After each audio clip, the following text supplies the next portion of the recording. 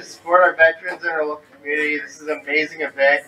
Operation Brent has been a lot of hard work from a lot of people in the community. It's been an effort across a lot of different venues and a lot of different partners in this arena. And we really thank you for coming to support those who have come tonight. To get started, Cohen's going to have to get us started. All right, Robert. Everyone, welcome. Okay, my name is Dr. Carla Mastracchio, and I work at SecureSet. And we are a cybersecurity training facility. We are right across the street. I also am a professor at USF and HCC, so some of you might kind of know me from that. But welcome to the Operation Startup inaugural Biz Sprint. I'm so excited to see everyone here, and I think this really represents the entire community coming together. So we have a lot of sponsors. We've got a lot of community partners. So I'm sure next couple speakers will go into who those are, but I want to say thank you so much, and thank you for allowing me to be your MC for the evening. So the first time I've done this, obviously it's the first event, so just bear with me, and we're going to have a lot of fun. So ready to get started? All right. Yeah, okay. So I'm also pleased to introduce to y'all Dr. Andy Gold and Professor Beth Curley from HCC. So please raise your hands and identify yourselves. All right.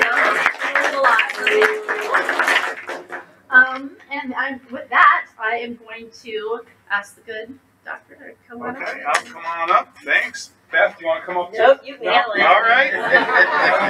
Thank you. I'll be back up in a second. I didn't even know Carla was a colleague of mine at HCC. How sucky is that? But now I know. Well, this is awesome. I'm so happy that this event, turned out the way it did. As Carla said, it's our first go at this, so it really is a startup unto itself. There's lots of people that need to be thanked. I basically was just brainstorming one day at Operation Startup about doing something like this, and then basically didn't do anything to contribute toward what is happening here tonight. A whole bunch of other people did, and Robert, who kicked the night off, really deserves a big round of applause because he took the lead and really did so much. We have a lot of sponsors. I don't know where the sponsor list is. Here it is. Bank of America. Is Ed here? Ed? No? Okay. So Ed Spansley from Bank of America. We'll hold our applause till I'm done reading the list. Rich McLean from Deloitte. Steve from PM Pundit. Is Steve here? Hey, Steve. Thank you very much for your support. Kalpesh from Patel Law. We got, I think, some drinks coming tomorrow. They are giving us some energy drinks to keep the energy going. Jerry Prince from Westway Development, and Steve Ralston from RISA. Actually, I'm standing in for Steve tonight. I'm Dave Horton. Oh, Dave, welcome, Dave. So let's give our sponsors a big round of applause.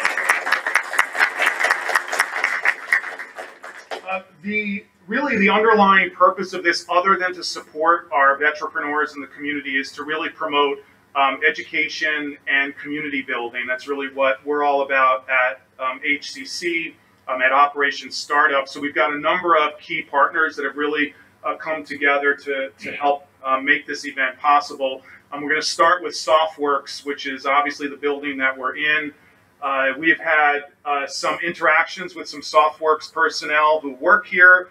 They've come through some of our programs at Operation Startup. They're doing absolutely amazing things here. If you have never gone on an official tour here, Cam sitting in the front there, give Cam a round of applause. He gives an amazing tour of this facility, and you learn about some crazy stuff going on, which is really interesting. So I would encourage you to come to their public tours. They're really great. And SoftWorks, of course, is a partnership between the Doolittle Institute and SOCOM. And I think really from this point forward, as they move on to a bigger site location in the near future, I think we're going to do a lot more with them and build upon that relationship. Code for Tampa Bay. Where's our? There he is. Okay, Code for Tampa Bay. Let's give Mike a round of applause. And of course, Hillsborough County, which is a big partner of HCC's and Operation Startup. They do so much in the community. They're one of the biggest contributors to our startup ecosystem. We have Lynn Croson here from the county, representing the county. So stand up, Lynn. Yeah, don't make you stand up. The county's got some big plans also to contribute to the ecosystem in the near future. So really exciting things coming down the line.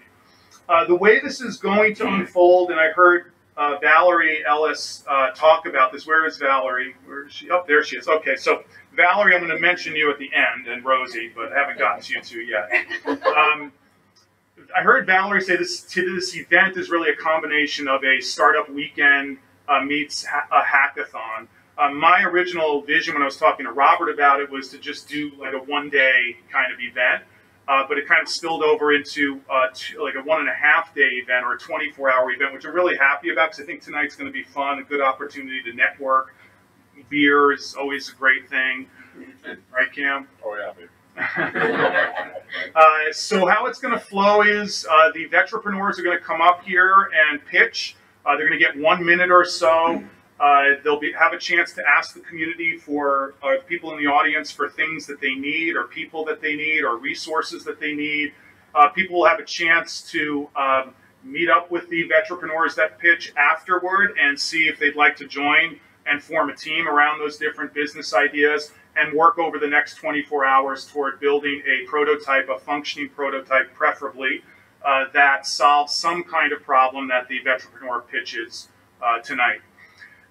The second part of this event is what we call the Learn track. So if you're just kind of interested about entrepreneurship or for some reason your idea doesn't get a team gathered around it, we have a series of really cool work sessions of 45 minutes or so. One's going to be tonight on effectuation that I'm going to be doing. We have a whole bunch of workshops tomorrow throughout the day, so please come. And then some people who are working on teams might want to go and attend some of these workshops as well. So we've got a lot planned, a lot of community partners who stepped up to really help facilitate all of these things. And that brings me to Rosie and to Valerie Ellis. So can you guys just come up to the front real quick?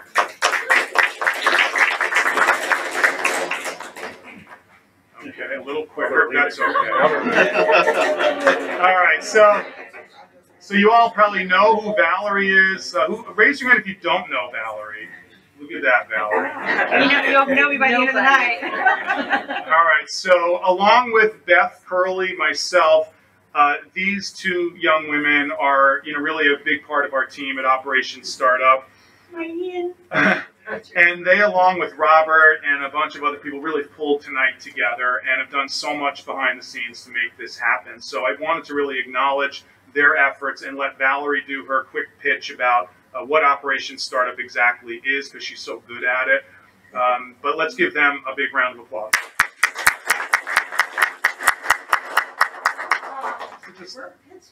Oh, you're pitching. Okay, so then I'll tell them about Operation Startup. So Operation Startup opened up last November. It's a partnership between Hillsborough Community College and Hillsborough County.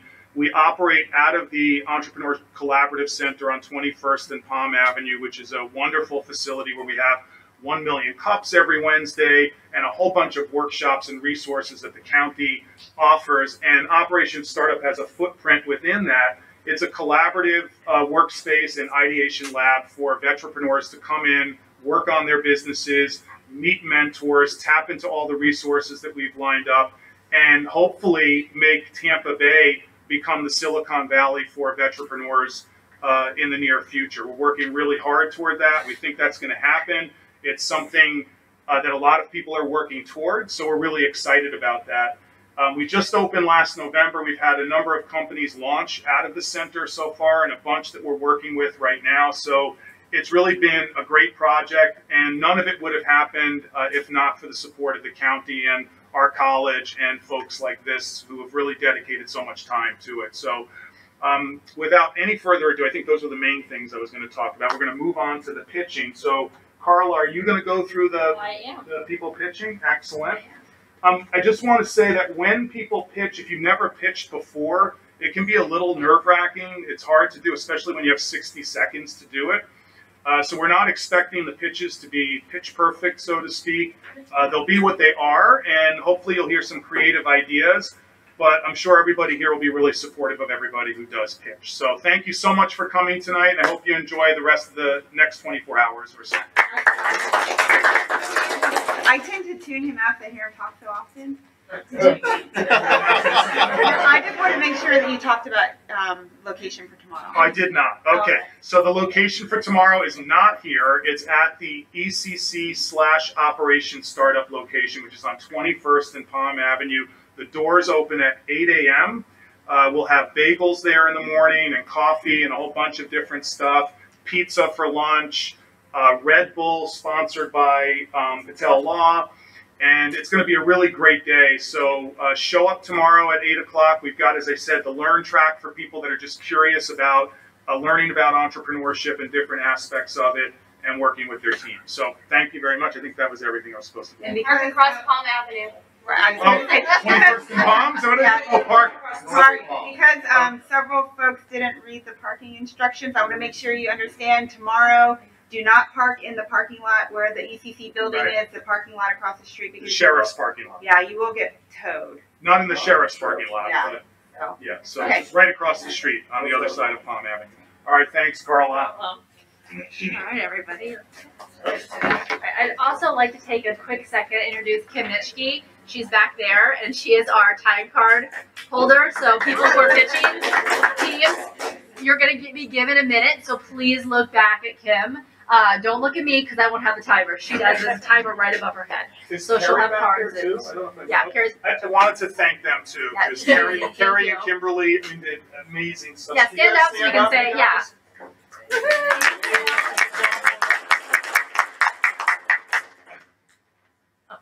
So, all right. So for the sake of time, I could talk here all day, but most of my students know that. Anyway, moving on. Okay, I would like to introduce Mr. Greg Leonardo. Greg has been working in the IT industry since his time in the military. I wonder what service he was in. He is an entrepreneur, a cloud architect, teacher, speaker, and early adopter. He's worked in many facets of IT throughout his career. He's a CEO and founder of Webinology, a cloud-based architecture development and security company. He was awarded an MVP award from Microsoft for his community work. He is president of Tampa Dev, a community meetup that runs #TampaCC, Azure User Group, Azure Medics, and various technology events throughout Tampa. So, Thank you. All right. I think we have a slide for, so that if people need to contact me throughout this. oh,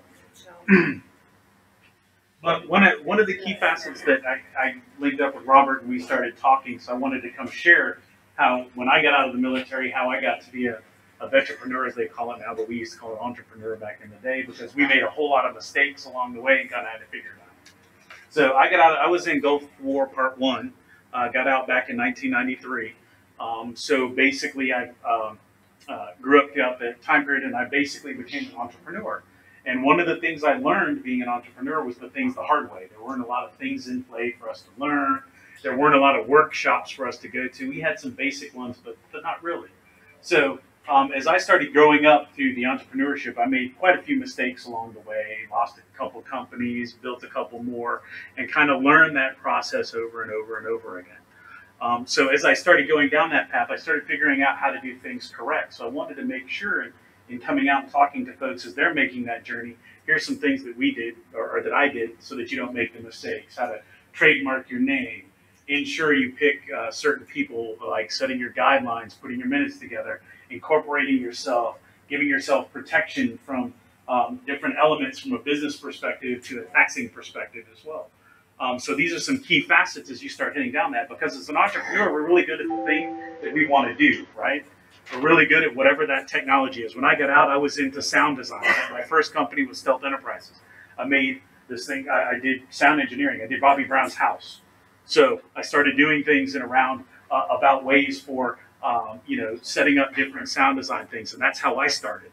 Then I got into computers, and then I started doing things from a technology perspective. Then I got into community, and I started doing community events.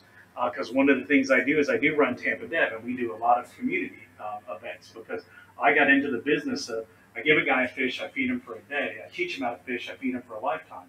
So my passion has always been sitting before everybody, sharing my experiences so that it can help you, better the experiences that you had. So one of the key facets that I'd like to explain, because I wanted to do this, when I got out of the military, I had to learn that respect, honor, and tradition was different in the workforce than it is in the military, right? I had to transcribe that over to consistency, integrity, and contracts is what I had to learn, right? It wasn't a handshake. When I got out, I'd go into business, I'd get a handshake, I'd walk out, next thing you know, I had no contract. And I had people not paying me money and not doing the things that they were supposed to do because I viewed things from the military, right? You tell me you're going to do something, okay, cool. You got my back, I got your back. It doesn't work that way in the business world, right? We've got to learn to do these things by contract. We've got to learn that it's not about any more of anybody's word. Word not written on paper is not real in the business arena. So that's one thing that I can teach you, rolling forward. When you do your pitches, get everything in writing. Never take anybody at a word, okay? Because that cost me a lot, starting out. But one of the big things here is the SBA's last report said that 2.6 million businesses are vet-owned throughout the United States. 450K of those are employers, which are people that employ other people from a full-time perspective. I do employment, but from a different perspective. I do 1099s because I learned in Tampa it's easier to contract out than it is to house employees because of the way the market runs here. Of those, 7.3% are owned by vets with service-related disabilities, which is another interesting number.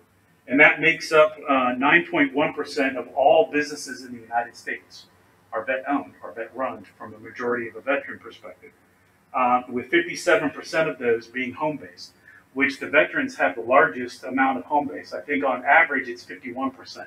So I think we're at a little bit above what the national average is from that perspective. And we make up around $1.2 trillion in sales, from that perspective, making up with 17% of that in the tech industry, tech and science. So you have to start thinking where this is starting to go, right? A lot of the companies, a lot of the entrepreneurs are learning that technology is the point that's out there in science, and that's where a lot of people are attaching to and growing to. It's a very important facet of the business. So Florida is number 3 in the country with 200K vet-run businesses right behind California and Texas. So we're 3rd ranked in the United States for vet-run businesses. And Florida alone makes up for $60 billion in those sales receipts. So as you can see, this is a real good area for people to get into, to throw your pitches, build your business, and build your organizations, right? But you gotta keep track of what that is. You've got to learn from the people around us that teach us how to do things like building out the right relationships, doing things in a very good way. Don't always go cheapest. Cheapest never solves the problem, right? You want to make sure that businesses are built by partnerships. Businesses are built by contracts.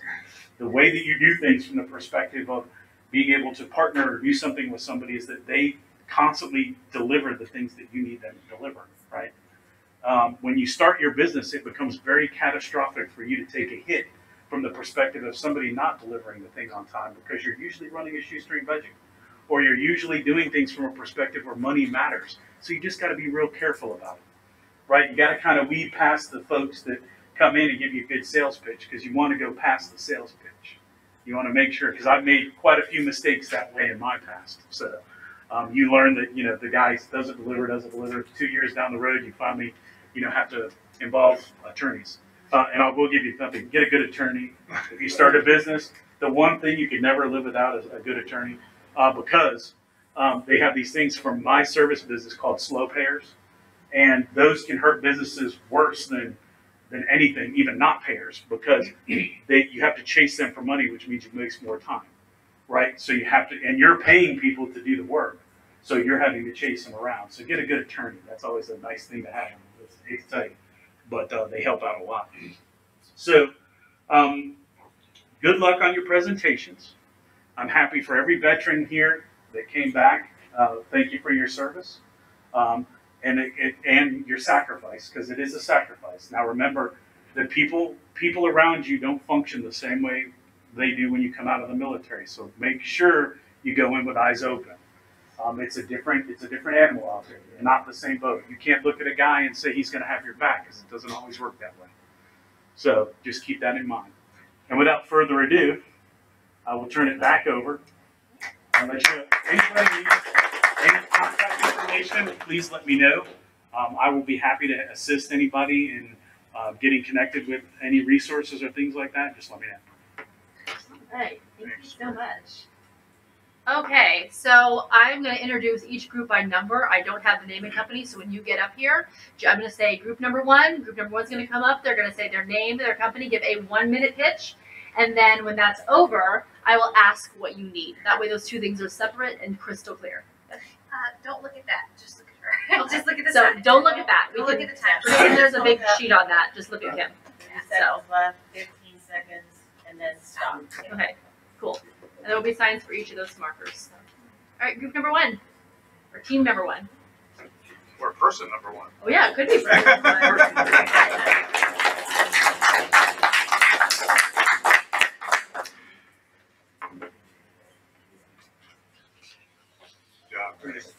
Say your name, Okay. company, whatever you. Good evening. My name is Dan Watson, founder of Divido Cattle Company. Our business model is using leased pasture land to raise beef cattle to provide clean, healthy beef to people in the Tampa Bay area. By using leased pasture land, we can roll our cost savings by not carrying a mortgage on our own pastures to you, the consumer. The last part of our business model is using some of those cost savings to provide clean, healthy beef to the 1 in 7 adults or the 1 in 4 children in the Tampa Bay area who struggles with hunger. What we need as a company, what does a cattle company need out of the tech industry is we have a website up and running. What we will need is an online marketplace where customers can come, place their orders, and track them online without much interaction from us, the company. Thank you. And that's it. Thank you. Okay, so we all heard his need, so I don't need to ask that question. Cool. All right, team number two, or person number two.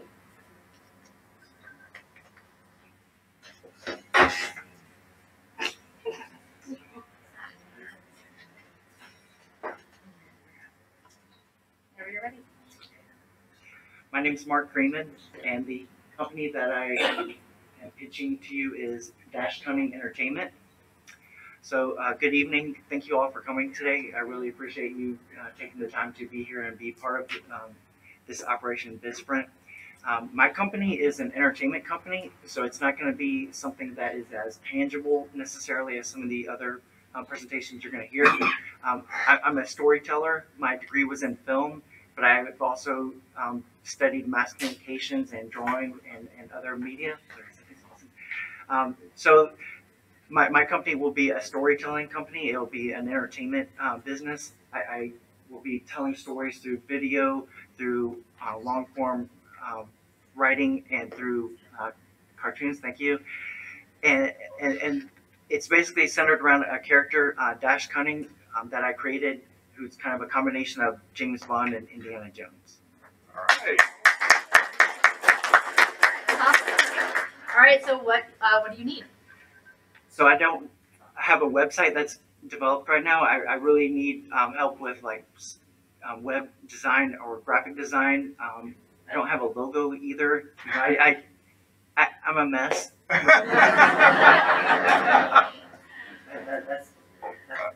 So you are a storyteller by yourself and you don't have your own logo. Exactly. What will you do for others? That's a great question. All right, well, thank you very All right, much. Mark. I can go on all day about the right logo. Because in that industry is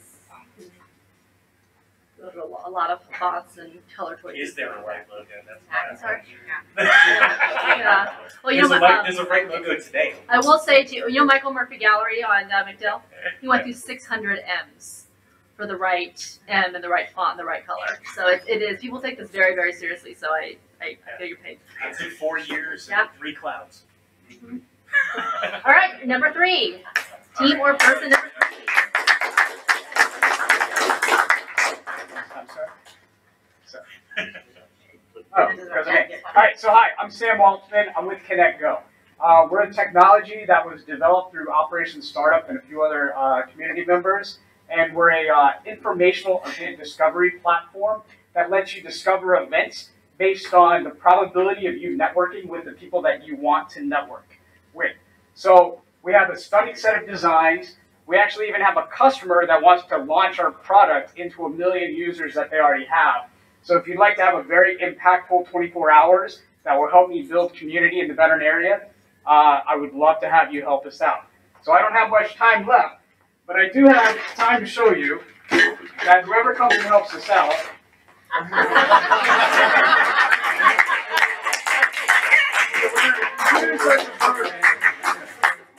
great little cigar box, where tomorrow at the Bad Monkey we'll be able to smoke cigars out of this full leather. There we go. Excellent, Sam. And any other prizes here. All right, Sam.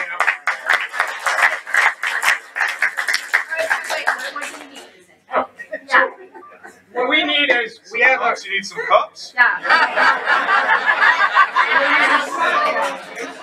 Shot glasses, but we have a great set of designs right here. I need help with somebody in React Native that can help me put this into a prototype, either with you or teaching me how to do that. In 24 hours? In 24 hours, hopefully. Or, well, I know Greg can do that. If not, we need to also a web presence where you can start building these events from websites as well. And I've got prototypes for that as well. All right. Thank you. All right. Team number 4. That's like the greatest thing. You're distributing it today or tomorrow? Popular person in the room. Need investment too. Hello, my name is Junior Silva. I'm the founder of a nonprofit called Veterans Supporting Veterans, and our mission is to help reintegrate homeless veterans that are on the street into society within 2 years, a 2-year program inside a system of group homes. And within that group home, what I want to do is help them find jobs and to provide transportation and stuff like that. So that's our goal and that's our mission. So, what do you need? Our problem right now is learning how to build a database to know exactly what their needs are for us to better help them. That's okay. Thank you. Thank you. All right, team or person number 5.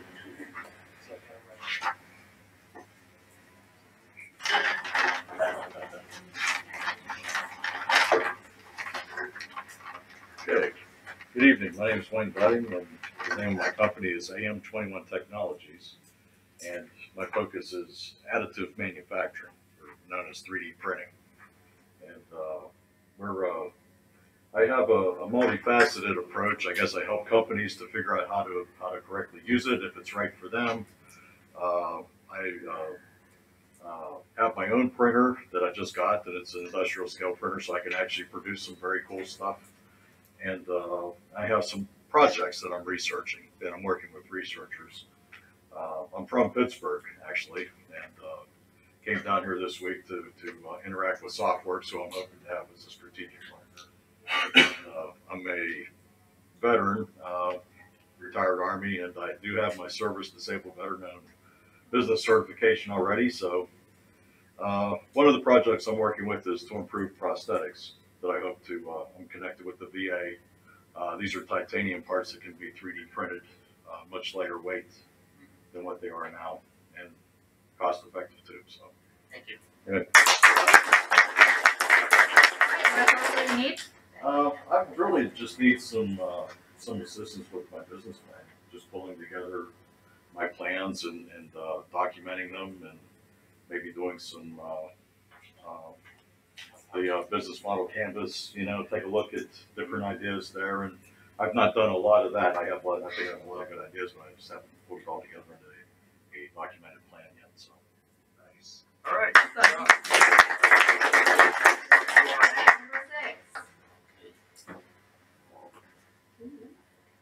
First team. Yes. Well, here's what the deal is, right? So I'm the head, but she's the neck. I can't move without the neck, so I'm here for the team. Good afternoon. I'm Steve. And I'm Tiara. And together we're Webby on the Go. Webby on the Go is a multimedia entertainment company. What we have is a 18 by 8 by 11 trailer that houses a 16 by 7 foot LED jumbotron that can do anything on it. Some of the services we provide is advertising, live camera, movie nights, music, video gaming, and more. Some of the type of events that we do is concerts, corporate events, dealership, HOA, malls, private events, tailgating, and any sporting events. What do you need? All right. So we need resources. Our system is kind of old. So what we'd like to be able to do is reformat the program, license the program, and trademark it. As well as the apparatus itself, patent that. We have some ideas with redrafting the design, and we'd like to be able to find somebody that knows information about patents and things of that sort. Electrical as well as mechanical engineers. If anybody knows anybody in that industry that can help us out with a few things, that would be great. And then last but not least, product awareness. The biggest challenge that we run into is getting people excited and aware of what it is that we have.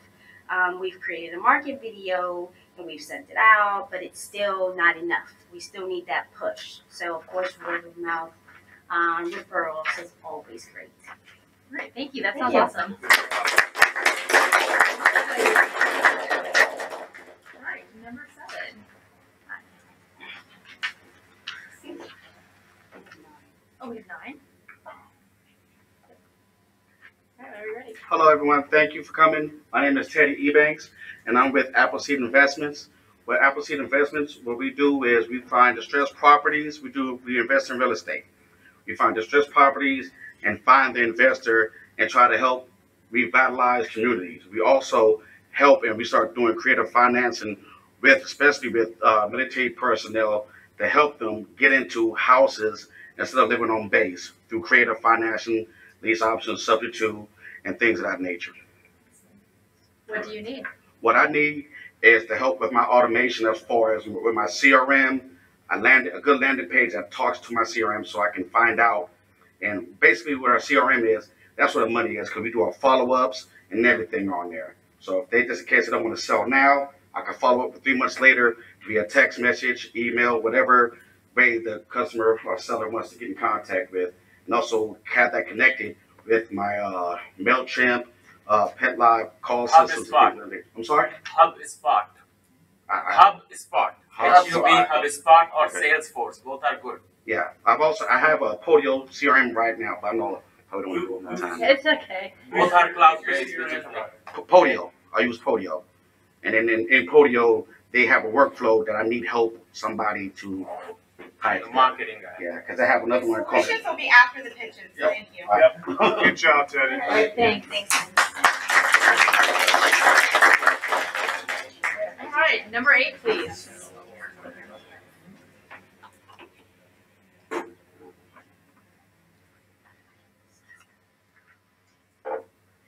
Whenever you're ready. Okay, my name is Ed Sufer. My company is Seaboard Tech. My company is we're a software development company. We're building a platform that helps you build mobile apps very quickly. It's cloud-ready systems. We focus on building things out in Spring Cloud and Android, iOS, Xamarin to help you build your product in basically a very short period of time. It's basically, we're building out an underlining platform for you to just put your stuff up. They come out very quickly. And we've been around for about a year now. We've been working really hard on cranking our first real prototype out. So we have demos and stuff like that. So we have a live garage cloud right now. So pretty good. And Edward, what do you need? Senior Java developers that know cloud really well, Kafka. So a lot of the high-end, what do you call it, Netflix OS, things of that nature. Anywhere that I could really bounce ideas off. It's kind of hard to get people that are willing to give out that information and share. So. Cool. Good job, Ed.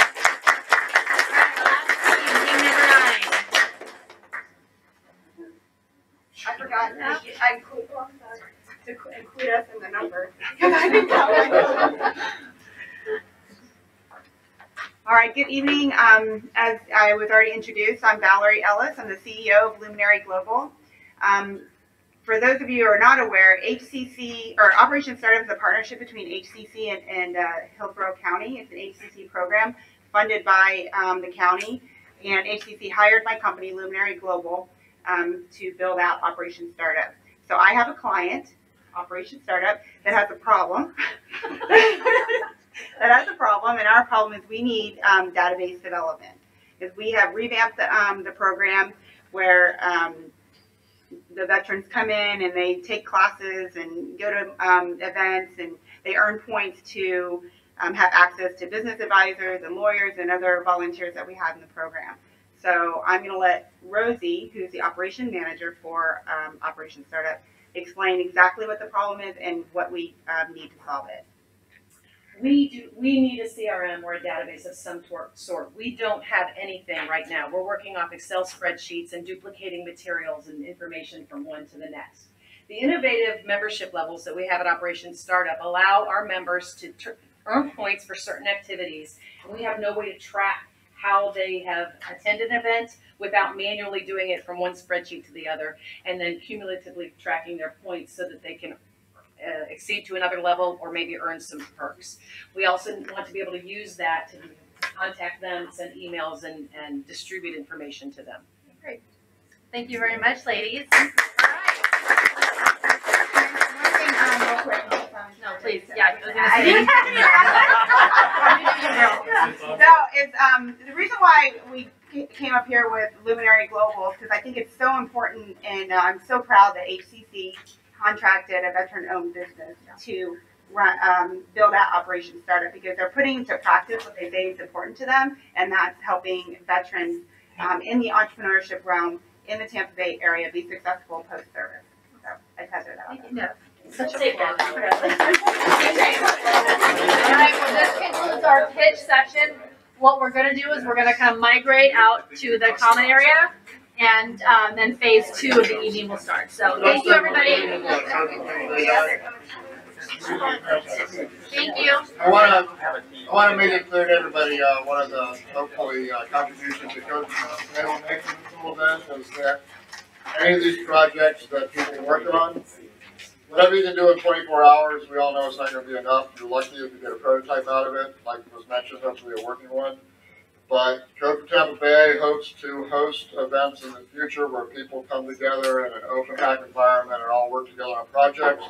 So look for us on Meetup for coming events in the future. Some of you may know about the hackathon that we're putting on, but I'm talking about just monthly or every couple of week meetings, get together. We hope to sort of organize a space for all of these projects to make progress.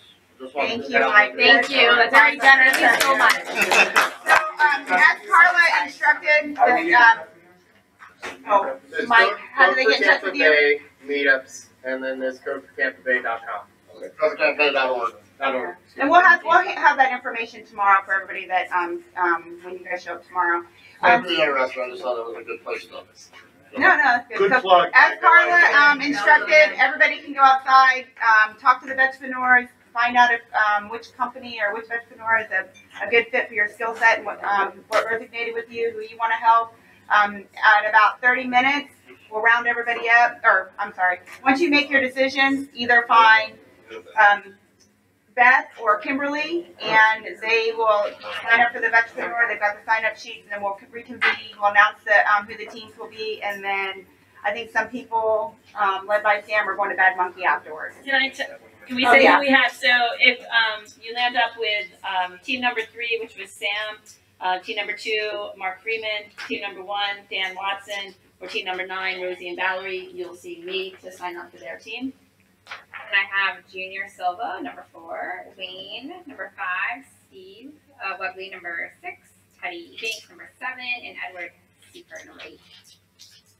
And if you have questions about any of the businesses, go up to the people that pitched and talk with them about, whatever it is you want to talk to them about. Okay, thank you. Thank you so much. Thanks, everybody. Very nice. All right, ready, break.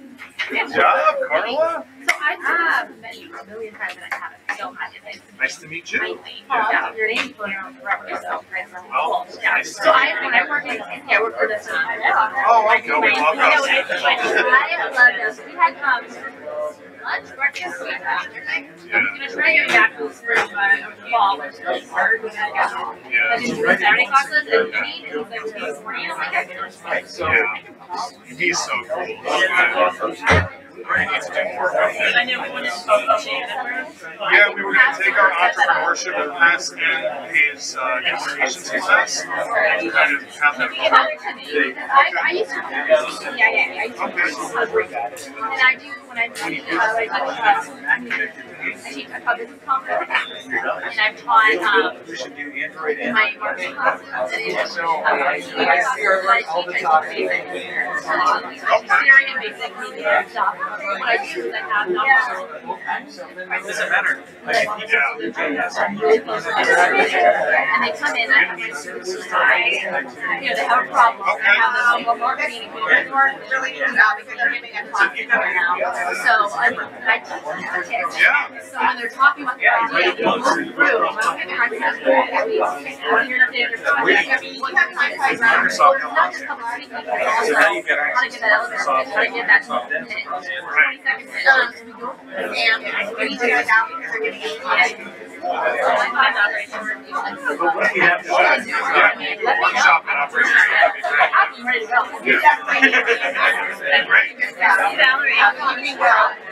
We have like a bunch of stuff we do on storytelling and entrepreneurship programs. And we come in, do a communication right class, listen to yours, and show them the information you use and have them work with them. I haven't heard anything.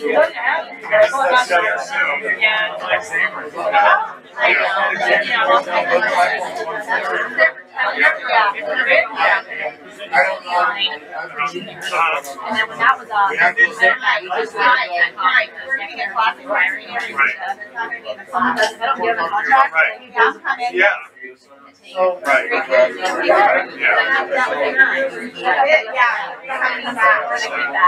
So once they got rid of that, why? That's why I'm here. Yeah, that's why I'm here. All right, cool. Yeah, but please, I mean, I have, let me, what's your, my cards are in the It's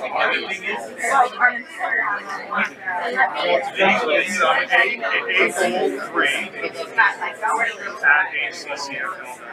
Yeah, nice. Oh, my God. Do you guys have any startup work? Looking really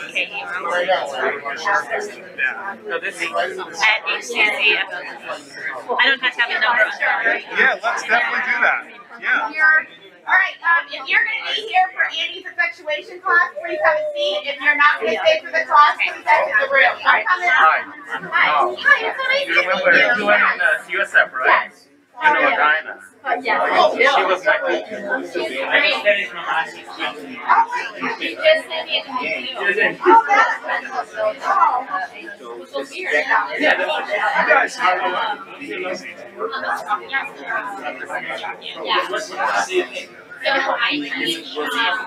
Yes, I mentioned that's the week before Veterans Day. So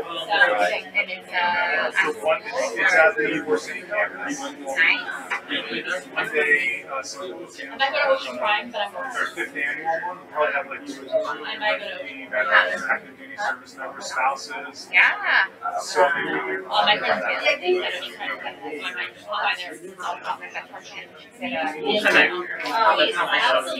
have to leave now. breakout session for the kids. So far, that's USA Airlines $1,000. For EBIT. Trying to get the prize money jacked up. Yeah. What I would like to do for vendors is think through all these things. Sometimes I'll change things. That's supposed to be trying to think. Right. No, I like black. So that we don't have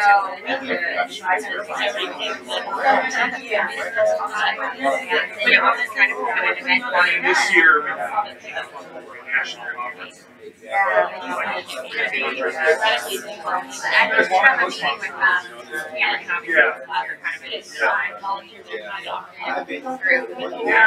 It's a national event, like an AAR. Yeah, let's do that. And that's really neat. That's a nice day. And then I told him, I'm going to tell him again.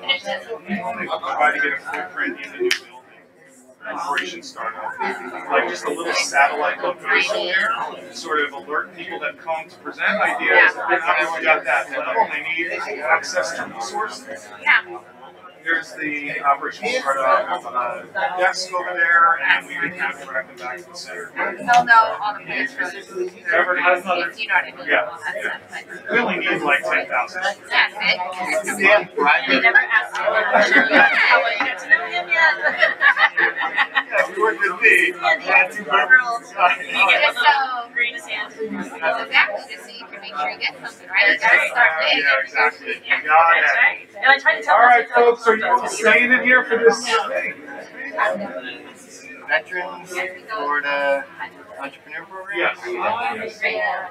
So, Carla had an idea about bringing in her students, having Yeah, so glad to meet veterans. I just thought maybe we'll bring a cohort of that for our field of class. That would be cool. Not in formal class, but maybe in my formal class. Yeah. Just invite all the communication classes and say, if you want internship experience, if you want to volunteer your time, these people need help. Or if you want to give as an assignment, develop some sort of strategy for Operation Startup, and then they can come and work with Valerie and I do Rosie. that all the time for our department. That would I'd be be more great. than happy next time I do this Yeah. to do it for Operation Startup. That'd be fun. That'd be great. Yeah, so let's do that. Let me see You're if a we can rock get star. on. I know. So happy I got to meet. Flattery will get you everywhere, but that's not true. Anyway, so let's talk about Okay. that. But I could, I mean, that's no problem for me. But okay, I know I'm definitely teaching world politics or workforce or something at Okay. USF football. Okay. It's not political ideology, and it's not intro to world religion. I could taught both of those, but it's something with politics in the title, and I have the new prep for me. Where do you live? In Hyde Park. In Hyde Park, okay. Because I teach in the fall in the MBA program at USF St. Pete, a really cool Okay. class. It's called Leadership and Corporate Accountability. Oh, yeah, that is If you a want good to come class. in and talk, you I would can, love to. yes, and it's a hike to go down if it's a Tuesday at It's 6 not o'clock. It's It's a great group of students. They're hyper engaged. And where is the campus? it's right downtown St. Pete. How was your day? No, it's USF. Oh, it's the USF campus? Oh. Yeah, two of my guys had a application. I haven't taught a class there, but I've been to Yeah. many a meeting there. It's an MBA class that they all have to take. Right? Or And I haven't which program? in the entrepreneur program at USF. Oh, yeah, Better than cool. teach. Okay. Yeah. Heard of it. Thanks for tonight. The Midwest got right next to it, so I got a lot of that stuff. I'm signed up and email list that spits like everything out now. There's a ton of stuff in Chicago. Oh yeah. Yeah. Yeah, Chicago's great. So I had to deal with that and make sure they got their messaging in order. February, they were like, you're good to go. Okay. I was like, wait, see ya. And it was either I was my book, Yeah. because my dissertation is Good. yes. Okay. And it's been a million years. Uh-huh. Everyone else is like, what are you working on? I'm like, eh. So, funny story for you. So, I was going to focus on my academic career, forget like now where I'm back in doing, doing myself. So, I'm so excited. I feel like I'm like at jail. It's so nice to meet you. I'll get, okay, I'm hungry. I did. All right, folks. All right, bye. Are you all in here for the effectuation workshop, or are you just hanging out? Your workshop, Andrew. My workshop. Okay. Excellent. I have a question. Yes. Why do you want to break up the lecture tour? I didn't even know we were doing one together. So the goal is to bring the community resources available, but not only that, but how you engage with that and what kind of entrepreneurs they engage with. Which module was The this? last one, right? Very last one. Community resources. I think we can divide it up on activities that are ongoing in the community and how to go about engaging in those, like what opportunities exist already, and then we can talk as a second level about the importance of why that's important. To just kind of put yourself out there Well, and. it's not just like the wave's not going to bother you if you do food, right? They don't care. Right. So it's keying in on like, don't go to the wave if you're doing food. They're interested in these kind of businesses. Yeah. So identifying what kind of startups those resources cater for. Oh, I see. That's what it's about. Okay. So resources for specific verticals. Identify the verticals because people are like, oh, cool, I'm going to the wave, but oh shoot, I just wasted a whole day because. But you could go to the wave and hang out there and co-work there if you wanted to, and just kind of be in it. But you won't You're get a still lot. highlighting it, right? You're still going to hear about the wave, but by identifying talk about the wave. That's my all of them. Anything you know about that and Co-working spaces, you know, if people just want to go and co-work. Talk about the stuff down in St. Pete a little bit, but key in who hangs out there, right? What kind of a hub is it? So that they know if they're like identifying that I need these kind of resources, that's where I'm going to find it. Because it might not be, they might be a food thing, but they need tech. So they can go to these places and get that kind of resource. Yes. All right, I'm going to do my workshop now. We'll figure it out, don't we? I'll shoot you an email. Okay. What is your? Bagel3 at hccfl.edu. I'll probably shoot you an email later tonight, and then we can figure it out. Good. Love it.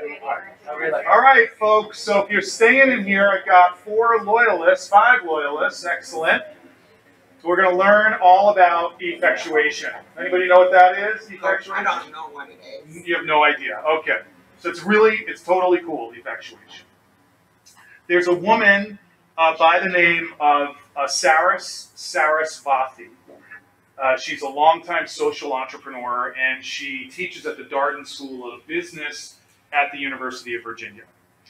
When she was doing her doctoral research to get her PhD, one of the things that was of curiosity to her was what makes an entrepreneur entrepreneurial. She was an entrepreneur for decades and wanted to find out if there were any kind of commonalities or common threads other than the conventional ones that a lot of people thought were so. Like what's one of the things you would say you have to be able to deal with in order to be an entrepreneur based upon your knowledge of what entrepreneurship's like? Like, what are some things you need? You need to deal well with change, okay. Self-starter. Self-starter, okay. What else? Failure. Deal well with failure. Maybe being a good risk taker. A lot of those different things. And she found out through her research that actually a lot of those things are somewhat mythical in their own way. And she developed this model of effectuation, which is sort of a way of thinking, an approach toward not just business building, but also it could apply to life building skills and dealing with lots of different circumstances. So the workshop tonight is going to be all about what effectuation is. And you can work with me on That's this. why I came in. I knew you would need me. Okay, great. Because we usually do this together. Yeah. So there is Saras. She's a friend of Beth and I. We've met her many times, and she's a wonderful woman, and she does some really, really great work. If you're interested in what effectuation's about after we're done, and you want to learn more about it, just Google Saras Sarasvathy. She's got TED Talks, a whole bunch of different resources, all for free, available to anybody that wants them. So this was the key finding that she sort of concluded in her work. To the extent that we can predict the future, we can control it, but then she realized to the extent we can control the future, we don't need to predict it.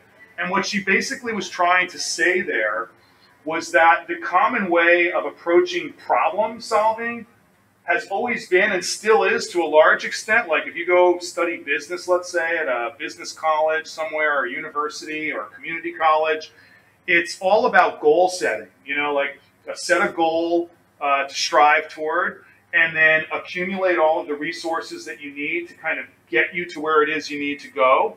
And then you start tracking toward that goal. And what she uncovered was that because the future is so unpredictable, setting goals, especially long-term goals, can be very disadvantageous in many ways, especially in the startup space. So her whole thesis is starting with what you have.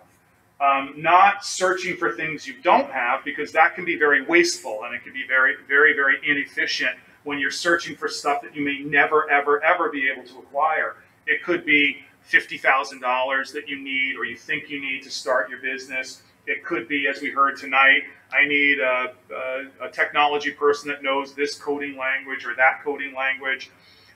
What she discovered in her research, studying many, many, many different expert entrepreneurs, is that all of them start with what they have.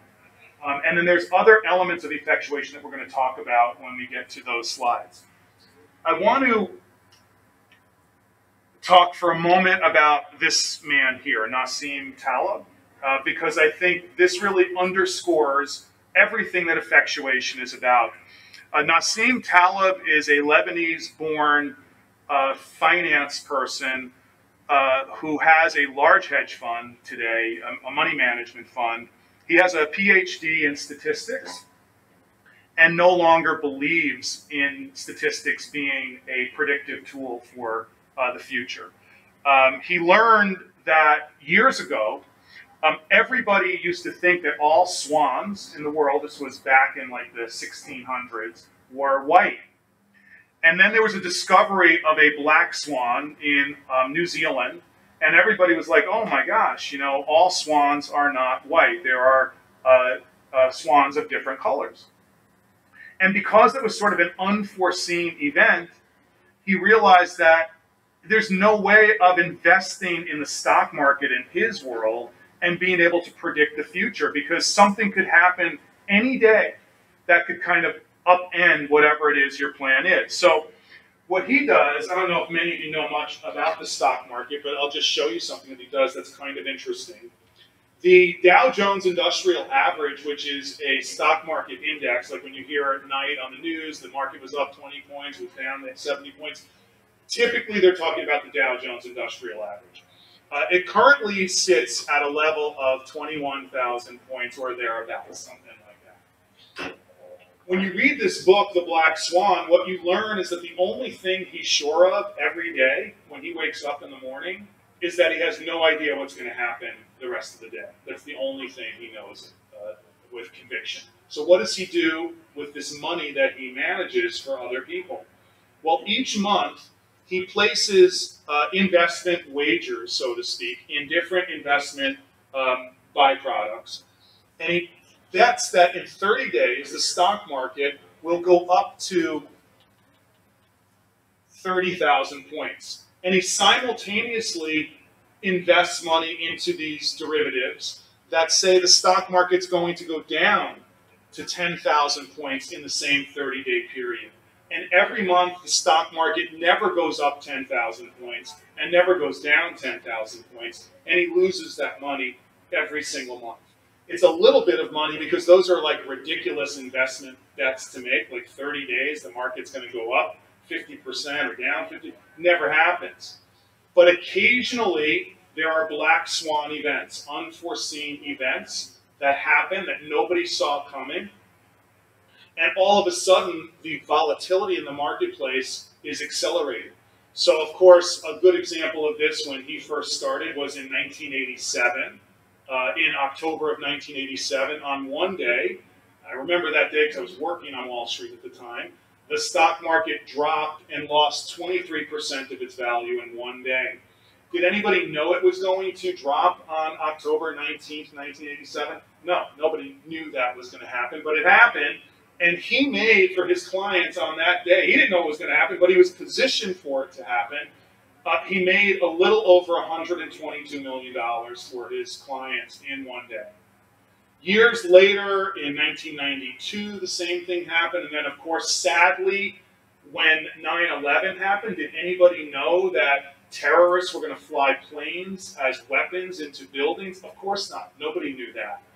But he had positioned his fund to be positioned in case something unforeseen happened. When that happened, the stock market went way down. Over that 1 week period of time, he made an exorbitant amount of money for his clients.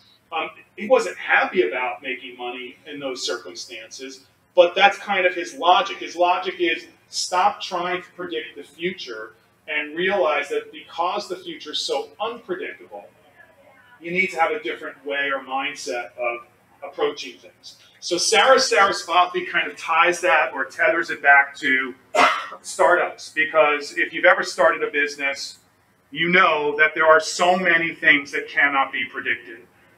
You'll hear people who are starting companies talk about all their business model assumptions. You know, this is going to happen, and we plan this. Especially when they're pitching investors, you know, you'll commonly see these, you know, the end of most presentations. You know, these famous like hockey stick graphs, and they'll say, you know, we're right here, and you know, give us $1 million,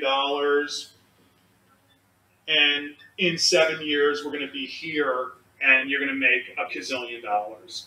And if you're a good salesperson and a good talker and you've got a compelling story to sell, sometimes, not often, you might be able to secure some kind of funding like it. It doesn't happen often. And then in 6 months or 7 months or 8 months, the investor calls you up and says, you know, are you here? You know, because that's where you said you were going to be in 10 months. And you say, well, no, actually, we're like here, you know, we're losing money. But man, if we learned a lot over the last 9 months, we made a lot of mistakes here, but if you just give us another $2 million and another 2 years, we're going to get there. And that kind of thing is really wasteful when you think about it. Trying to make investments, if you're an investor, and trying to build a business based on a lot of false information, or information that really cannot be predicted. So let's walk through real quickly what the 5 principles of effectuation are. And I think you'll find this to be useful just as you move forward. So the first one we already kind of talked about, which is the bird in hand principle. And the idea here is to start with what you have. It's your stuff, you know, so you can create sort of like an inventory of your own means. Like, what are the possessions you have? What's the knowledge that you possess that others may not possess? And who are the people that you know that you think can add value to something that you're doing? Like, I'm an amateur percussionist, a drummer. I play the drums. I have an old Gretsch drum kit. I used to be in a rock band when I was in high school, when I had hair, believe it or not. I used to have like long hair, and I had a rock band. The name of my rock band was Just Us. It was like a cheesy 1970s rock band name. And the front of my, this really has nothing to do with effectuation, but the front of my bass drum, you know, which is like the kick drum that the drummers, I hand drew I thought this was kind of clever. I hand drew this image. Like, to me, it represented the scales of justice. I thought it was a play on words, like just us, justice. No one ever understood why that was on my drum kit, but I always thought it was very interesting. But anyways, starting with what you have allows you to take action sooner rather than later. And I think if there's one line that differentiates entrepreneurs from non-entrepreneurs, it's the entrepreneurs are willing to take action on something. You know, rather than talking and talking and talking and talking, I'm going to do this and blah, blah, blah, blah, blah, they actually do something. And it's a lot easier to do something when you start with stuff that you already possess, rather than spending time searching for stuff that you think you might need. So that's the first principle, is the bird in hand principle. Affordable loss. I love this one. It's a great twist on things. Most people think that entrepreneurs are A, risk takers, and B, enter into things with this pie in the sky outlook on where things are going to go when they get going with their business. Both are false, and Saris's research documents this pretty clearly and empirically. And what her research shows is that if you know of an entrepreneur, a successful one, that's had a couple of business failures, and has had some successes, you ask that entrepreneur, how often do you go to a casino? And an entrepreneur is going to say, like, never. Why would I go to a casino? It's way too risky to go to a casino. They are not these people that just jump off cliffs like we all think they are and build a parachute as they're flying down to the ground, which is, I think, the perception people have of what entrepreneurship's about. Experienced entrepreneurs are really quite risk averse, and affordable loss speaks loudly to that. And what it says is that successful entrepreneurs, when they're starting something, never think about what's my upside by doing X, but instead say to themselves, how much am I willing to lose by starting X? So I want to start a company, and I want to partner with Beth, and I'm willing to lose $5,000 and 6 months of time in my life. But I don't have, that's not enough to get going. You know, I don't want to give up $10,000 and 12 months. So I reach out to Beth and I say, Beth, are you willing to kick in $5,000 and 6 months of time for yourself? And she might say yes, or she might say no. And if she says no, then I reach out to Kim. And I say, Kim, will you come in with me 5 grand and 6 months? And Kim, of course, will say yes, because she loves me, and sometimes Beth, and you never know with Beth. Yeah, those are in the cohort though. So you distribute the risk among multiple stakeholders so you can get going sooner. That's really what expert entrepreneurs learn. I learned it the hard way. I mean, I've had numerous businesses that have failed. And when you have, I mean, people say, oh, you learn so much through failure. I mean, it sucks to fail. I'm not going to kid you. It can be painful. It can be harmful financially. A whole host of things happen. But when I reflect back at this point in my life, I mean, I'm now 27 years old. So when I think back in the day, why are you laughing at that one? I'm only 28. Okay. You tell them. When I think back to those times, I have to say I really did learn a lot from all of the mistakes that I made. And one of the mistakes that I made consistently was always thinking about what the upside was, never thinking about distributing risk among multiple people so it wasn't all on me. And I now move forward that way, and I think most expert entrepreneurs do. Beth, did you want to speak about the lemonade principle? So in my little Alex and Ani's here, I have my little lemon because Excellent. I love the lemonade principle with the sorry everybody with effectuation. And it's funny that Andy pitched this in my direction because I know this is the one that he's probably most passionate about too, with all of Sarah's different elements of effectuation. So we're all pretty much familiar with the old adage, if you will, if you have lemons, make lemonade. And really what Sarah's is talking about here is to embrace serendipity. So no matter what's handed to you, if it's something negative or if someone tells you no, or if you found out that maybe the idea that you were so passionate about, your customer segment who you chose is just saying, no, it's not a good idea, that there may be some surprise in there that you just need to look for. There's embracing serendipity, being able to take unexpected things and turn them into a time where you are able to overcome and find new ways to solve these problems. Oh no, I'm thinking crazy quill is confusing. That story, there's this one story I love. I'm going to kind of do. Okay. Yeah, that's fine. So. Andy, I almost called you Gary. See, I've been with my husband finally more than you. I'm usually calling my husband Andy, and that doesn't go over really well. But now I'm calling Andy my husband, that's a little better. So we were at a conference last year, and they were talking about this model. And the speaker was giving this story about this inner city school and how the water fountain on the playground was broken. And the kids, were out playing on a really hot playground. They go to the water fountain and it wouldn't work. School had no money. There was no way to be able to fix the water fountain. And so one of the teachers said, okay, kids, you got a problem here. How do you think you're going to fix it? And so serendipity played in here because one of the kids, I think the problem with the water fountain was they couldn't get to it because it was like leaking and there was mud and stuff. And one of the kids says, well, you know what? My dad has a bunch of bricks in our garage. I bet that maybe we can put some bricks underneath so it's not so muddy and we can even get up to it. Another child says, you know what? I think I might be able to get some pipe and be able to fix it that way. So anyway, what they were doing was they were using the resources that they had, obviously with some bird in hand, being able to solve a problem by, kind of the turning something bad into something good through the luck of having the right people in that, within that circle. And then the crazy quilt is talking about you self-selecting.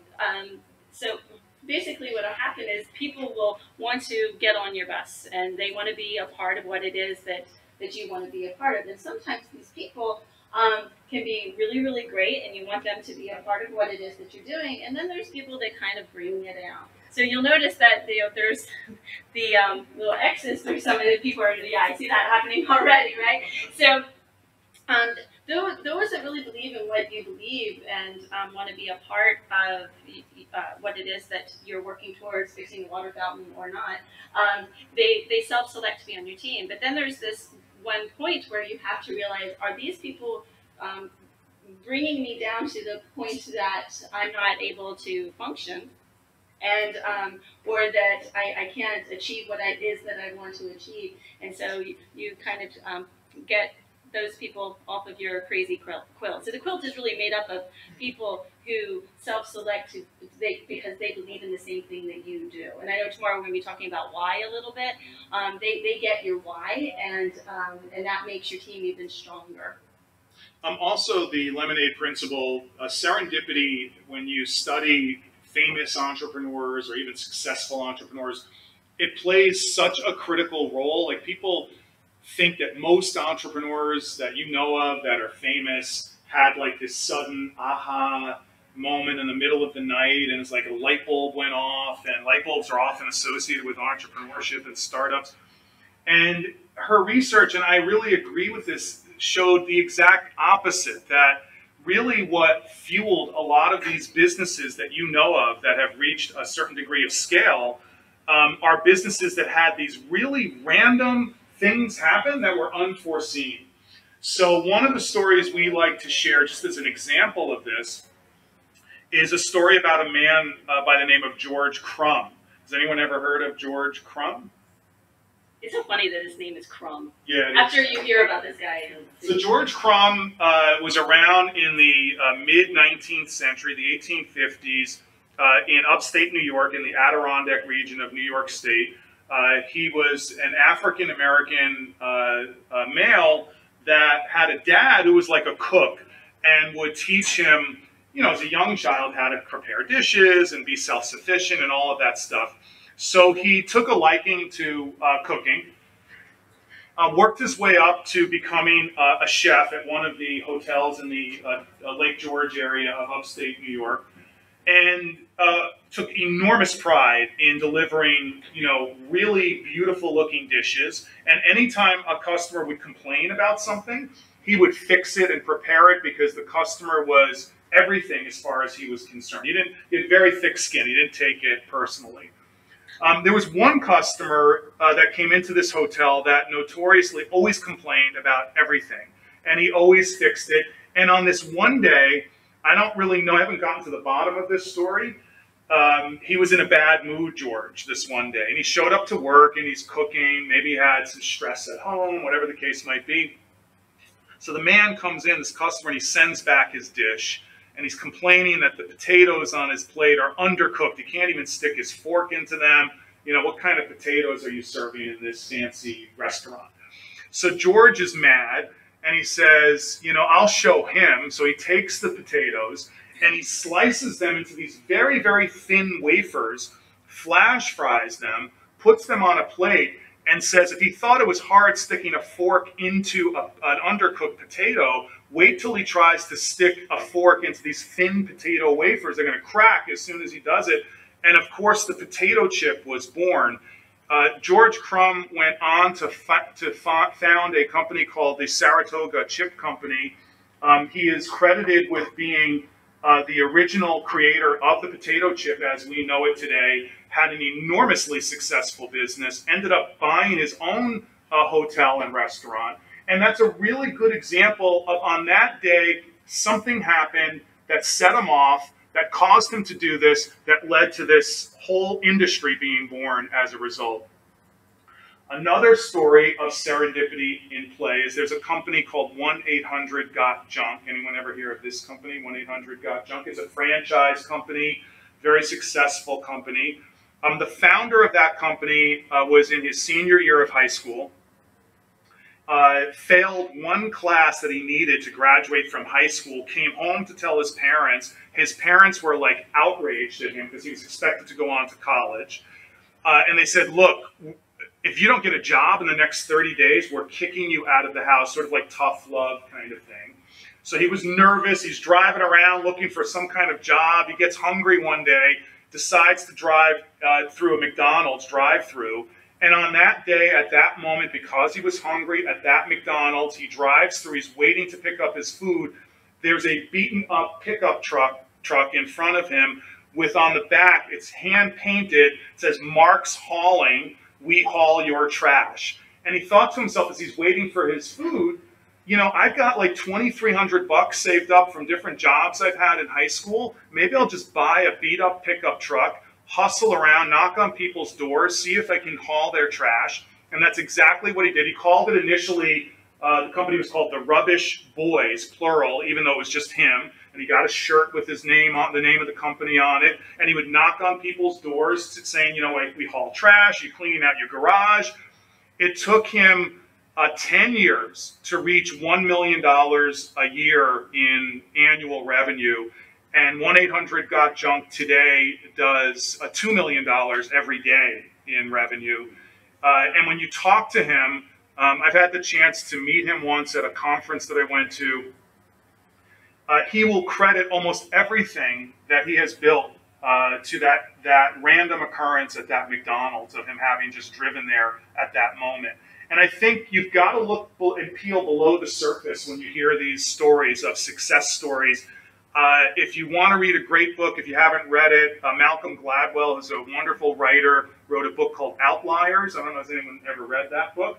Great book about some famous people. It's all about hard work, but there's some great stories in there about Bill Gates and, you know, sort of like breaks down a lot of the mythical stuff around him and random things that kind of happened to him at a very young age that led him to ultimately be able to build and scale a company like Microsoft.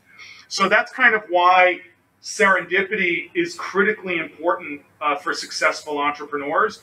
And the key is to place yourselves in situations where you have increased probabilities of serendipitous events occurring in your own lives. So, you know, getting out there into the community, going to events like 1 Million Cups, coming here to these types of events. Anytime you do that, the chances are increased dramatically that you're going to have one of these random collisions with somebody else and something really great can come of that. I mean, I can think many times just in my own life where I thought I had a really good idea for a business. Like, I think I have a really good idea for a business right now. We're doing some construction on a new apartment. So we installed a new wooden floor on top of tile in our living room. So the front door, it kind of like rubs against the wood floor, you know, because there's like a seal underneath the door. So when you shut the door, like stuff can't come in from the outside. So I've been searching and searching and searching for a device that can automatically lift up when it breaks away from the door jamb so it doesn't scrape on the wood floor. And then when it shuts the door, it drops back down automatically. At least that's my idea. That's just one of my ideas. Probably it exists. I don't know. Maybe you can steal it if you think it's a good idea. But I found that oftentimes I will have like half of an idea. You know, I always thought, man, that is the idea. But then I meet somebody and I'm talking to them about it and they're giving me some great feedback. And I'm like, wow, the two of us together, that makes a really good idea. Like, I really had half the idea. You had the other half. It just took me 4 years to meet you, you know. But if you never get out there to meet that person, how are you going to ever make that discovery? And then the last building block is the pilot in the plane. And, you know, she like profiles the Hudson River plane landing, that miracle that happened several years ago. And it speaks to that first slide, that the future really is not that predictable at all. And that it's really incumbent on you to sort of embrace the notion that you're in the driver's seat and that you can control your own future. So do you have sort of an internal locus of control or an external one? Do you think that you control your own destiny? Or do you think that your destiny is outside of your control? And I think successful entrepreneurs embrace the notion that they control the future by building the future, not by trying to predict it. And I think if we step back from predicting and start just building, a lot of really great things can happen in business. She gives a great analogy in one of her talks, which I think really encapsulates everything that we've said. Most people, when they cook, when they're amateur cooks at home, will go on Google or Food TV or something and look up a recipe And then the recipe says, here's the ingredients you have to get at the store, and this is how you mix them and cook it. And then they'll show you a picture at the end of this beautiful dish. And you try to do it. You go to Publix or wherever you shop, and you buy the stuff, and you go home, and you follow directions, and you keep your fingers crossed that the dish looks like what the picture was like. And it never does. But what she said, and I think this is really the thing I agree with her most about, is that successful entrepreneurs never, ever do that.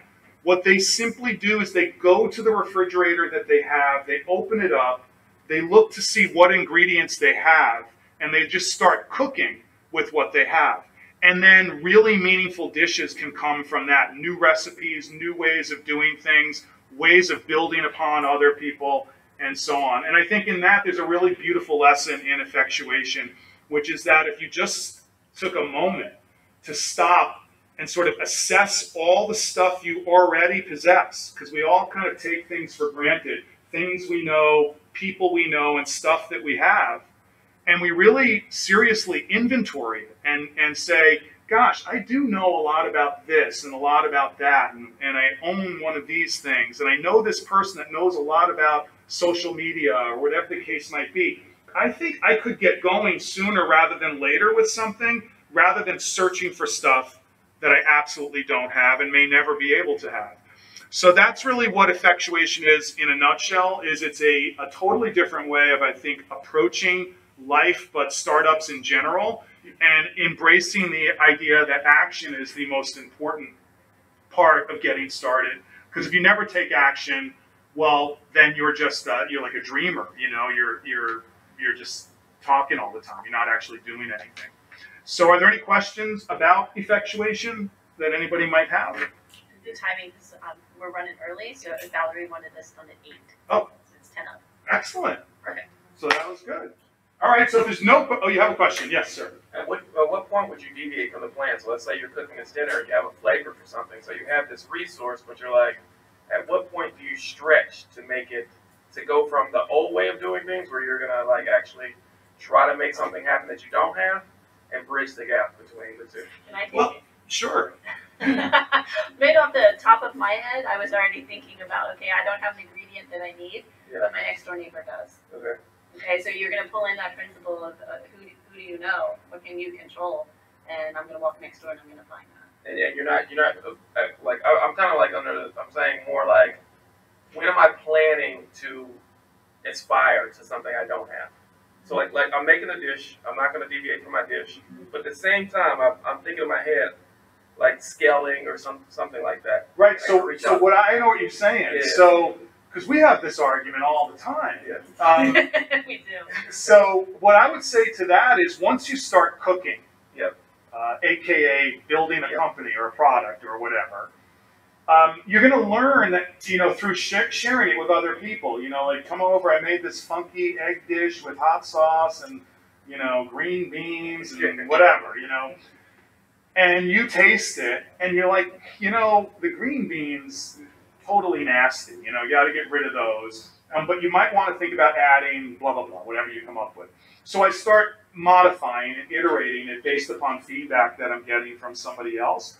But the power of that is that at some point, you're going to find out that these little mini goals that you're achieving, just getting stuff done, build on itself, which will allow you to eventually lay out that vision that you might have. Once you know it's a dish that people like, Yep. It's like you're cooking because it's what you have, and then you've kind of modified that dish until it's something more people like and enjoy based upon stuff that you just had common in your refrigerator. I think what you said there is important, Andy, the difference between goal setting and strategy and vision.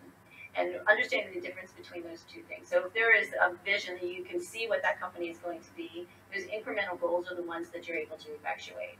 Does that make sense? Yeah. So a good example of that, if you want to share, is 1-800-GOT-JOB. We did. I talked about it. You did? Yeah. Okay, so that's a prime example of it. He could see what that company could be. He even knew what the uniforms were going to look like and everything.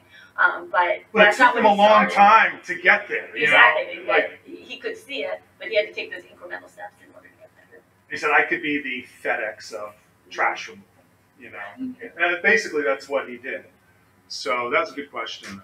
I know it's hard because you want to try to plan and do all of that, but honestly, it's a waste of time because the future is so unpredictable. You're better off building something that's tangible that you can then build upon from there until you know enough critical mass of people like it or want it that you can begin to think about scaling. It's like do what you have to do until you can do what you want to do. That's good. I like that. Yeah. Yes. Do you have a question? No. Now, I was just thinking about the exit strategy perspective, because I'm actually a desired outcome type of a person, and you don't get it perfect, but you have an idea. This is what I think I want this to look like, and that becomes your desired outcome, and then you proceed towards that. And even though you may deviate because of resources, because the environment changes, because customers don't like what you started out with, and you're still moving towards a desired outcome. And so the exit strategy piece is something that I think about all the time. Is if you're going to scale your company or you're going to try to build this company to sell, how does that fit into it? I think when you're starting out, something I learned is you got to pick what side of the entrepreneurship fence, so to speak, you want to be on. Do you want to be on the high growth, scalable side of things, or do you want to be a lifestyle small business brand where you open up an office somewhere, you have a law firm, you're a single shingle person, or a retail store or something like that? Once you kind of determine which of those two pathways you think you want to go down, and it's not always that way, like the 1-800-GOT-JUNK guy, he wasn't thinking about scale when he started, he was just thinking about getting his parents off his back. So he started thinking, I'm just going to start up a small little thing. But as it gained traction, and as he ended up getting into college and had one of those big, remember those cell phones that were like this with the big antenna, he would bring it in, and it started ringing in the middle of a lecture in the class, he was disrupting the whole class. He realized his business was getting in the way of his education, and he was being disruptive to his classmates, and he needed to get out of college and really focus on his business. And that was affordable loss, Andy. I mean, if you put that right back into the model, then what is he ready to give up? His education, and it's almost opportunity cost as well. Okay, I'm not getting my education, that could hurt me in the future, but I'm willing to give that up in order to. I think that's a good point. And when you're on the high growth, scalable side, there is this tremendous pressure to have to think about your exit plan. What is your exit? But the probabilities of you getting to that exit are very, very small. And the probabilities of even getting funded are minuscule, as you know. Less than 1% of all startups have any access to institutional capital of any sort early on. So it's a really elite group of people that are able to tap into that funding. But even if you had an exit strategy, striving towards something that you may not ever be able to get to is wasteful. It's a wasteful resource. So you're better off, in my view, if you want to scale, start with what you think is scalable. Wait until you reach that point where you can't sit in class anymore and you've got to really focus on it, and then think about an exit strategy at that point. But thinking about an exit before you built something, I know a lot of people do that, and a lot of people want you to do that, especially if you're pitching in front of investors and stuff, but it doesn't make it necessarily a good thing to do. And I think part of his point as well is some people get into the business and get down the road and they don't have an exit strategy. Right. So when do you develop it? You don't not want a development one because it comes down to where you're trying to go. Right. But you see a lot of companies that don't even come up with one. It's like, where are you trying to go? It's like, I don't know. Just show up and we keep doing what we're doing. There's drawbacks to that. Yeah, no, I see what you're saying. But I think with even that, you don't have to have an exit strategy. You can just build a company. It doesn't have to be a company that you have plans of selling in 4 years from now once you reach these different types of benchmarks. Right. But a lot of people do. And I think for the people that are in it just to sort of churn something up, make it worth something to sell it to somebody else, that's a totally different approach toward entrepreneurship. But all of these things still apply because, early on, if you're not able to start with the resources that you have and you're spending time searching for stuff you don't have, Somebody else who's starting with stuff that they have that's competing with you might just race right past you because you're searching for stuff that you think you need that you really don't need. And there's the difference too between the startup, which is what we concentrate on, and the small business. So as that startup grows and more years, more employees, then you're gonna maybe start looking at more traditional types of management theory to be able to think up of that exit strategy. So you're gonna start doing those. And he hates this word, it's the P word, and he hates it, but those plans, because it's going to be more clear at that point, because you now have good product market fit, you have you have the right processes, operations, it's going to be easier to see what the exit is. And I think once you get in, if you're able to get investors, they're going to pretty much drive that train. Yep. Anyways, they're going to tell you, this is what we want you to do to get to a point where we can sell this asset to somebody else.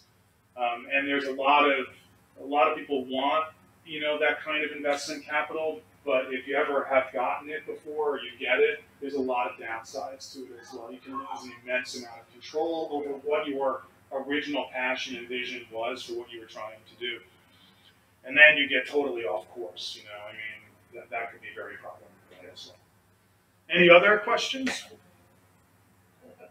All right, well, thank you. I was surprised people stayed. I know. That was really cool. So thank you very much. If you have any questions about what we talked about, just reach out to me, and I'd be happy to answer them, or Beth.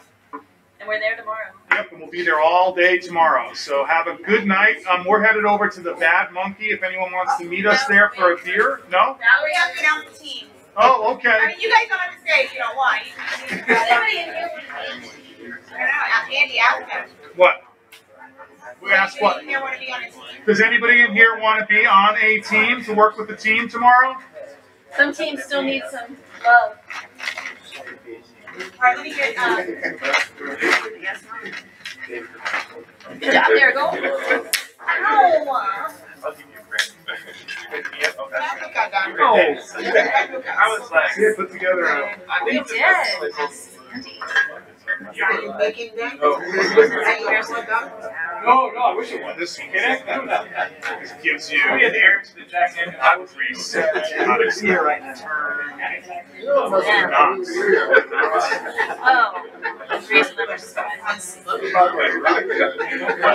Embrace surprise, not expected return. Right. What is the other one? What is it? Mine's always tough. Purse for cigars. Embrace lot of surprises. this whole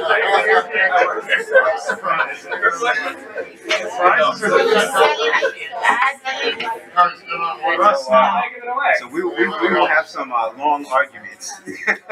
Yeah, I know. I do.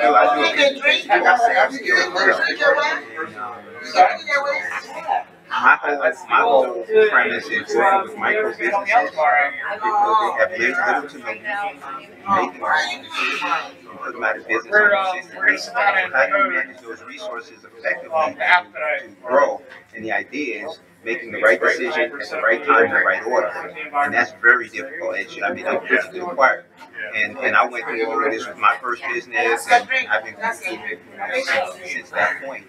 One of the things that I realized is that you have to have some sort of a framework within which you personally, based on your personality, based on your experiences, based on how you have to decide what your talent is. Some people are inventors.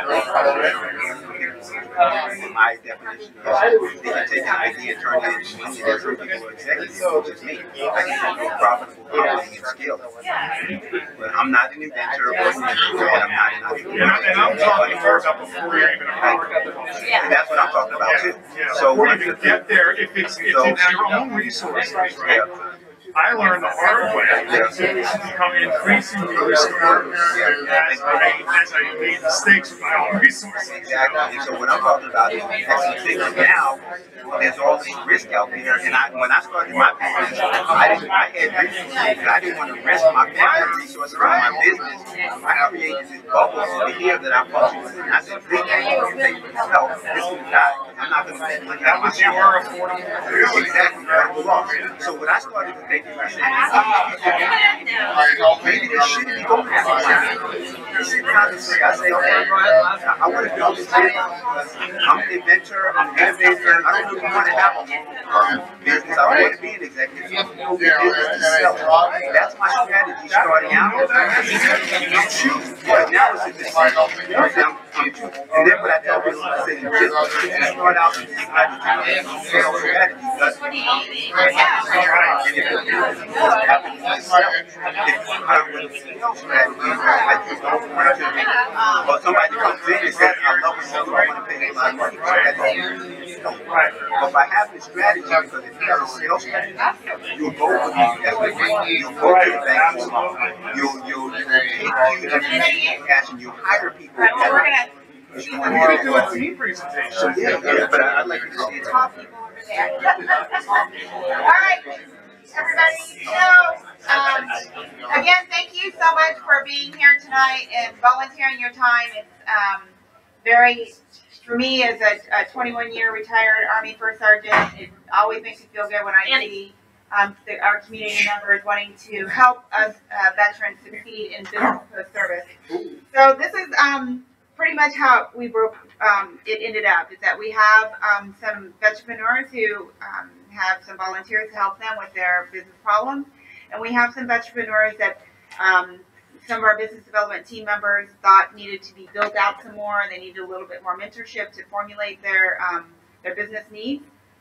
Ed over here has volunteered to step out of the race and help another veteran.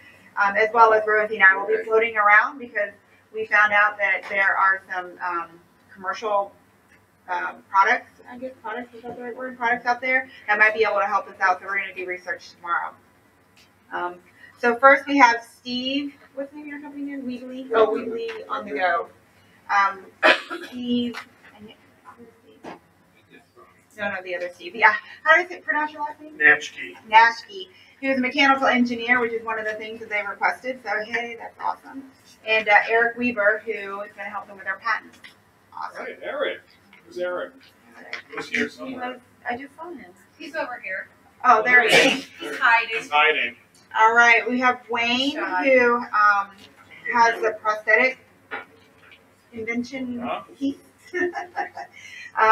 Jenny Clark from Solvability is going to help him with his strategy. Kathleen Wolf is going to help with, I can't read that, building business model.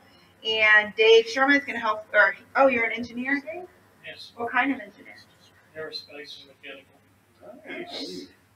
I have another entrepreneur that might need your skill set that was not able to pitch tonight, so I'll take down your phone number. Ooh. I'll call you soon. Now, moving on, Sam Altman, Connect Go. We've got Kathleen Wolf, who also is going to help, or she's going to help with infrastructure, and Gail, I know she left, so she's not going to help me pronounce her name, is going to help with prototyping. Is that what she does? Well, yeah. Gail wants to work on a Xamarin project, so she wants to help this, and Greg agreed to be a guiding liaison. All right. And then Dan Watson, cattleman extraordinaire. Ed's going to help. Where is Dan? Oh, he's going to, doesn't him and Bianca don't know exactly how to do what you're looking for, but they can guide you a little bit. So that's awesome. That's the last one. So Teddy, Junior, and Mark, a little bit more development on your ideas. You know that. And so what we're going to do is pull everybody together and the like the CRMs, everything that's commercial that you can get yourself that you were unaware of. Where's Teddy? Did Teddy leave? Okay. Then we'll have mentors to help you through some of those processes tomorrow. And then, of course, we have the Learn track. So on your agenda, you can see what topics that we're teaching tomorrow or presenting tomorrow, and you can get educated. And I work with a couple of those folks if you need somebody to do Great, thanks, Russ. So Russ is going to be on the mentors track. What's so hard about Santinelli? Gail Santinelli. Did you see the handwriting? Handwriting, yeah. Oh, the handwriting. What's hard about that? Right. Read papers. All right. Again, thank you very much. As Andy said, now there's several of the folks, participants are going to be heading down to the Bad Monkey, and for those of you who don't know, it is a veteran-owned business. So go have some cocktails and smoke some cigars that Sam bought. And then tomorrow, 8 a.m., we will start breakfast over at Operation Startup, the ECC, down the street. And all of you veterans, I know you like to come early, like Wayne was 30 minutes early today. The doors are locked, they're on a timer, so they will not open for you until 8 o'clock, so don't bother coming early. You'll have a whole hour to network and eat breakfast, so you don't need to come super early. Okay? Any questions or comments? Yes, Mark. Are we still having the effectuation, what makes an entrepreneur? Oh, they already did that. Oh. But I'll do it again for you tomorrow. Wait, aren't you? It's tomorrow too. We have doing a workshop at Operation Startup. Yeah. Yeah, there's one at Operation Startup. Tomorrow, yeah. Yes. And Wednesday too. Yeah, on Wednesday though, Mark, he's giving the full presentation. Tomorrow would just be a snippet. It's a broad stroke. All of the classes tomorrow, broad stroke. Okay. Yeah. I know. I'll see you. Dive Wednesday. deep on Wednesday. Yeah. Alright, thank you. Okay. Any questions? Thank you very much. We'll see you. Yes, I ma'am. was able to get one of these so that I can be looking at it. Oh yeah, well, we have them up front. We'll give you one before you leave. Okay. All right. Thank you very much. All right, thank you. Excellent.